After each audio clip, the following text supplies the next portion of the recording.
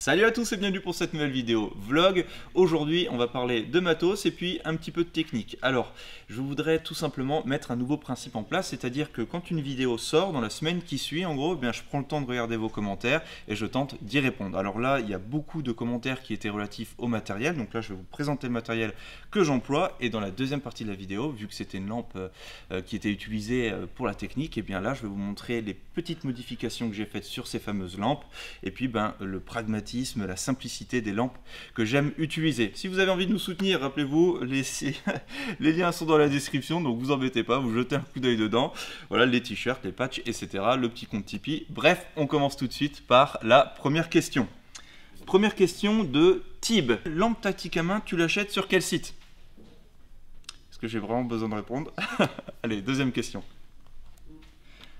Bonjour, alors c'est une question de Globe. Bonjour, puis-je connaître le modèle de votre gilet sur la vidéo? Merci, point cordialement. Ok, là, il n'y a pas de souci. Le gilet que j'emploie, c'est tout simple. C'est un Frog Pro, celui-ci. Donc ce que j'aime beaucoup, c'est qu'il est très slim. Il ne me porte pas chaud du tout. La configuration, en fait, ce qu'on a fait pour finalement améliorer un petit peu en comparaison des scratchs, du velcro qu'il y avait avant, là en fait on a un petit montage hinge juste sur le côté, donc ça permet, regardez, boum, ça s'ouvre et ça se referme tout seul. Frog Pro, voilà, vous pouvez aller jeter un coup d'œil, les liens pareil sont dans la description, il n'y a aucun souci. Troisième question. Question de Q Sauce, je pense que ça se prononce comme ça, excuse-moi si j'écorche ton pseudo internet. Quelle plaque utilises-tu dans ton porte-plaque? Bon, ça c'en est une question très intéressante. J'emploie des Safeguard, donc c'est une marque british il me semble. Le poids de ces plaques là c'est 2,4 kg, donc vous les multipliez par 2, ça fait près de 5 kg. C'est du classe 4, donc voilà, sur les normes Nige. Donc c'est du très bon matériel, moi j'en suis très content. C'est pas, on va dire, le plus grand haut de gamme que vous pouvez trouver sur le marché, pour être tout à fait honnête, mais c'est du très bon matériel et moi ça fait parfaitement le job. Je vous invite également à regarder sur le site du partenaire. Allez, question suivante. Nico.m, c'est quoi les gants que vous portez SVP? Alors les gants que je porte, en fait j'ai plusieurs marques de gants. Je vais simplement vous présenter la marque de gants que j'emploie juste ici, c'est la marque Racer. Donc c'est une copine qui m'a filé ça, c'était sur un stage il n'y a pas très longtemps. En fait ce qui est bien avec cette marque là, c'est qu'ils cherchent également aussi à développer leurs produits très rapidement. Il y a quelques petits axes d'amélioration, mais je vous les épargnerai parce que globalement c'est pas le but de la vidéo. Ils ont pensé à plein de petits détails, notamment le fait qu'ils ont intégré des filaments qui permettent de s'adapter en fonction des écrans tactiles que vous employez. Les gants, ils ont été créés par des personnes qui font de la motocross, donc c'est quand même des gens qui sont bourrins. Je vous montre tout de suite, regardez, voilà, on peut vraiment tirer dessus, honnêtement ça j'en suis vraiment content. Vous pouvez voir, ils ramassent, les fils commencent à se barrer dans tous les sens, mais ça fait partie du jeu. Allez, question suivante. Manque la technique FBI.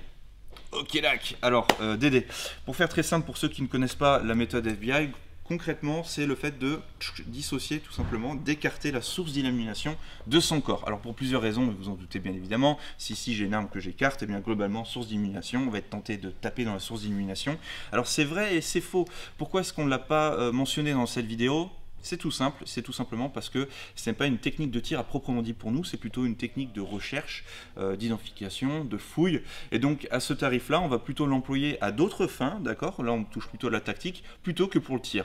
J'ai pas dit qu'on pouvait pas tirer avec, j'ai dit la finalité première, nous c'est plutôt recherche, identification, fouille. Voilà la raison pour laquelle nous n'avons pas employé la méthode FBI. Mais sinon, très bon commentaire, merci beaucoup. Question suivante.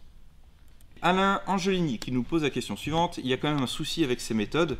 Et oui, parce que là, il parle de l'axe du corps, d'accord? Un adversaire peut va tirer en gros sur la lampe en premier, Par contre, éclairer le sol pour dérouter l'adversaire est une bonne idée. Alors bon, on vient de le préciser juste avant sur la méthode précédente FBI, donc je ne vais pas revenir dessus sur notre avis. Tout est cohérent finalement, d'accord? Suivant vous faites partie de telle ou telle administration, employez la méthode qui vous semble cohérente et pragmatique. Alors, il mentionne également cette fameuse méthode qui consiste à faire un éclairage passif, d'accord? Il y a d'autres types d'éclairage passif, on peut éclairer également sur les parties hautes, on peut éclairer beaucoup de choses, d'accord? On en parlera plus en détail avec les professionnels avec lesquels on travaille. Pour du grand public comme là, et bien comme on touche à la tactique, pour rappel, on ne va pas plus loin. Question suivante. Stiflerbou, bonjour, c'est grâce à Jésus-Christ que la lumière a cédé sa place à l'obscurité.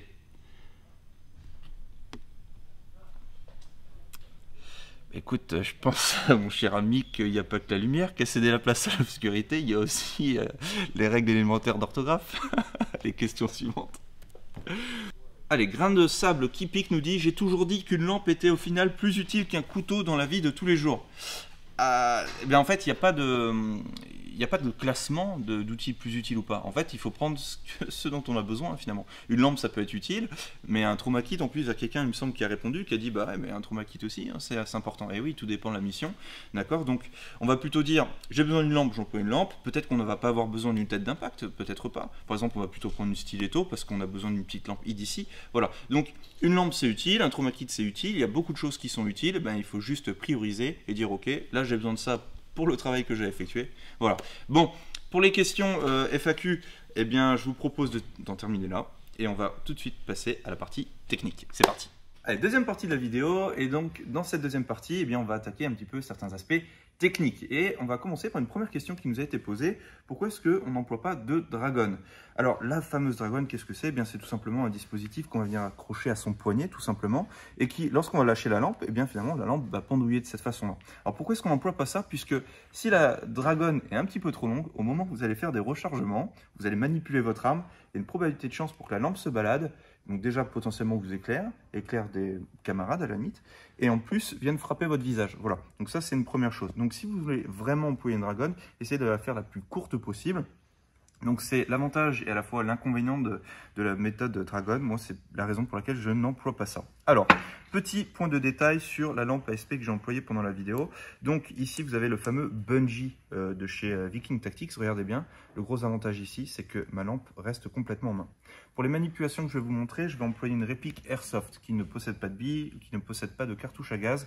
Et l'ensemble des manipulations que je vais effectuer vont être dirigées dans une direction susceptible d'absorber un départ de billes accidentel, et personne ne se trouve dans la direction des manipulations. Okay, donc regardez bien, le gros avantage du bungee juste ici, c'est que concrètement, je peux ici éclairer de cette manière-là, et regardez bien sur la phase de transition, je relâche, et je pourrais utiliser la lampe montée sur arme. Donc c'est vraiment quelque chose qui est pas mal du tout avec cette méthode-là, avec le bungee de chez Viking Tactics. Moi, je trouve ça plutôt pertinent.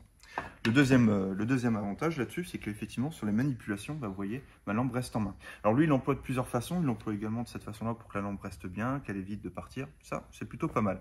Deuxième élément, le ring de chez Surefire. Donc le ring, lui, ça permet quoi? Ça permet vraiment d'avoir un super grip. Regardez juste ici, de cette manière-là. Et donc, on va pouvoir employer la méthode dite seringue de cette façon-là, juste ici. Regardez bien, toc, seringue juste ici. Boum. Donc ça, c'est pas mal. On aurait pu également parler de l'anneau. Donc ça, je vous l'ai mentionné dans la vidéo.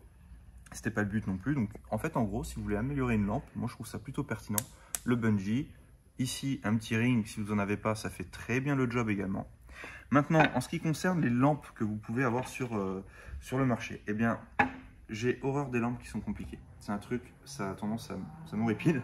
Je préfère une lampe qui est simple d'utilisation. Ici, deux modèles que je vais vous montrer.